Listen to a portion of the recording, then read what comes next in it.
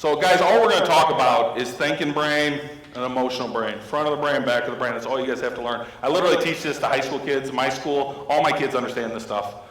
I teach this to foster kids. I teach this to parents. I do parent meetings, and we learn front of the brain, back of the brain. I keep it super simple. So I'm not going to make you learn prefrontal cortex, blah, blah, blah, and have all you forget it. Front of the brain, back of the brain, that's all we're going to learn about today. Okay? So the front of the brain is amazing. It's why we have this awesome theater, bridges, roads, art, music. We have the most developed brain on the planet. We're really, really smart mammals. It's pretty cool. Okay? This thing is amazing. It actually, all you guys right now, maybe not all of you, but most of you, I can tell you're getting a little dopamine drip because you are making really good eye contact. This is a really good audience. You guys are nodding your head, and I can tell you're paying attention. The reason why you're doing that is you want to learn more. Have you ever fell down a Wikipedia hole at like 2 in the morning, trying to learn everything about a Star Wars movie you don't even like, right? That's dopamine keeping you up. So hopefully you guys are getting a little dopamine drip. So that's front of the brain. It's awesome. Okay, so it's super advanced. But the only problem with it is slow. If you get in a crisis, it just will not respond very fast. Okay, but it's super complex. It's it's amazing. But we have this awesome back of the brain that's laser fast. It'll automatically engage, automatically kick in, and it's only allowed to do 3 things. Does anybody know what they are? Fight, flight, what's the third one? Freeze. Fight, flight, freeze. Okay, so we got this back of the brain, and it works fight, flight, freeze. That's all it's allowed to do, but it's instantaneous, it's automatic, we don't even have to pick it, okay? So we have to think about your brain. You got the front of the brain, the smart part, you got the automatic back of the brain part, okay? And so how it works is if we had a grizzly bear come running through the double doors there, and it's gnawing on Ben Cooper here, sorry Ben, okay? Do we want to be in the front of our brain? Do we want to be going, first day back, or second day back, sorry guys.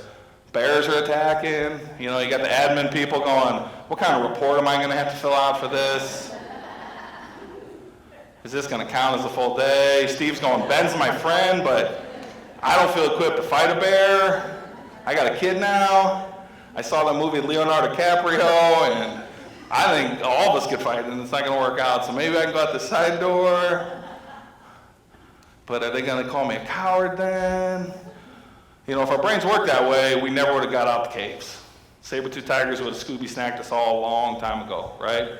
But what's really cool is we have this little thing, a little smoke detector in our brain in the middle. It's called the amygdala, if you want to know the fancy name. But it's a smoke detector. And anytime you're in a life or death situation, your brain, the amygdala will pick that information up, and it'll say, sorry, front of the brain. And you can see this in brain scans. It turns off the front of the brain.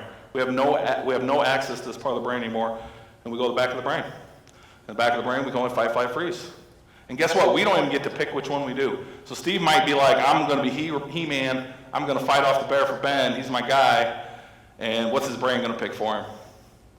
Which one do you think most of our brains are going to pick in the bear attack?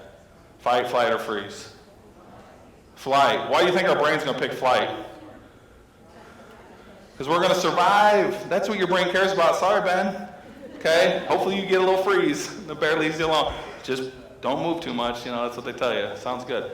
But, most of us will get a freeze response. We'll all run away. Ben probably won't make it. Bears are undefeated. Okay? But the rest of us survive. We get to have children. The human race continues to populate. That's why there's, 7.6 billion people on this planet. It works really, really well, keeping us alive, keeping us safe. Okay, one of the things that bummed me out, did you guys hear about that school shooting in Florida? And that police officer who sat outside? Okay? Well, what really happened in that moment when his amygdala picked up heard those sounds of those gunfires? What kind of response did his brain give him?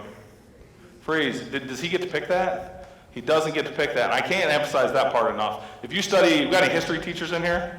Where are my history teachers at? Raise your hand, be proud. You guys are awesome. We only got one in this whole school? Okay, we got a couple.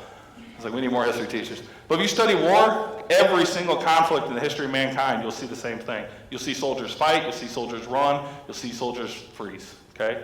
And we can train that, and we can train our brain to perform better in different situations, but at the end of the day, those back of the brain things do creep in, catch in, and you'll see it happen over and over and over again, okay? So front of the brain, back of the brain.